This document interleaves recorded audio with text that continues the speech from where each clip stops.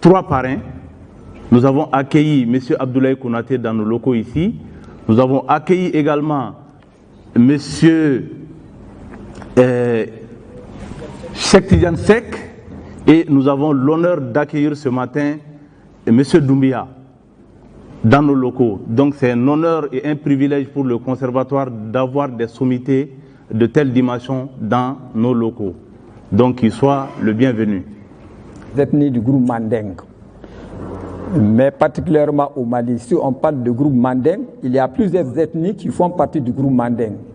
En commençant vers l'ouest, en venant vers l'est, nous avons les Malinké, les Soninké, ensuite les Bambara, les Senoufou, les Mianka, les Bois, les Dogon, les Dafi, après d'autres qui font partie du groupe Mandeng. Cette technique a été utilisée par certaines ethnies. Là, voici la zone où on réalise couramment, ou bien la zone où le Bola a été couramment utilisé. Et en regardant la zone, donc c'est une zone bien limitée. C'est presque au centre, en allant vers le pays d'Ougon et une partie de la Côte d'Ivoire. Donc, ce sont ces zones où le Bola a été réalisé. Oui. Et nous allons parler des plantes. Les plantes qui ont été couramment utilisées dans le temps. Donc, ce sont des plantes à tanin, c'est-à-dire des plantes qui contiennent du tanin. Et ces plantes à tanin, nous la rencontrons d'une manière générale en Afrique de l'Ouest. Dans les pays tels que la Guinée, le Mali, le Burkina Faso, la Côte d'Ivoire, ensuite vers le Bénin et le Togo. En dehors de ces pays, on n'en trouve plus, c'est-à-dire des plantes qui contiennent du tanin. Et là, au Mali, voici les plantes qui sont couramment utilisées.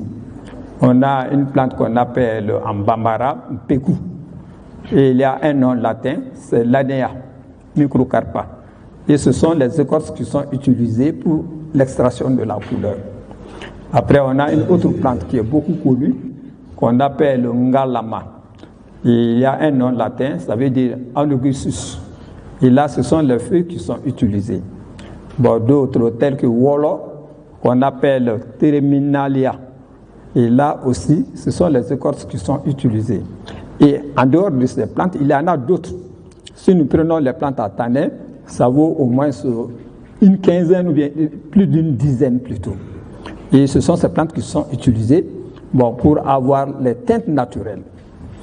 Par exemple, si nous prenons l'Anea, qui est l'impécou, les écorces qui sont utilisées, ça donne la couleur ocre, pas le rouge, ocre rouge. Et si nous prenons le Ngalama, ça donne la couleur ocre jaune. Si nous prenons le Wolo, ça donne une couleur kaki. Il y en a d'autres. La signification des signes du Borolan sur la fonction sociale des pagnes et de tous les tissus décorés avec le Borolan. Et de ce point de vue, c'est vraiment disons, une sorte d'aubaine pour les étudiants du conservatoire qui, en suivant ces cours-là, doivent découvrir ou vont découvrir un aspect assez important, très important de notre patrimoine, tant matériel qu'immatériel. Matériel en ce sens que le support utilisé, c'est le tissu fini, et les éléments de teinture qui sont donc les plantes sont on peut encore les trouver, et toutes les significations liées à cela. Je pense que c'est vraiment assez important pour les étudiants du conservatoire Bala Faseke Kouyaté donc d'aller à l'école du Ndomo, à l'école de Boubacar Doumbia.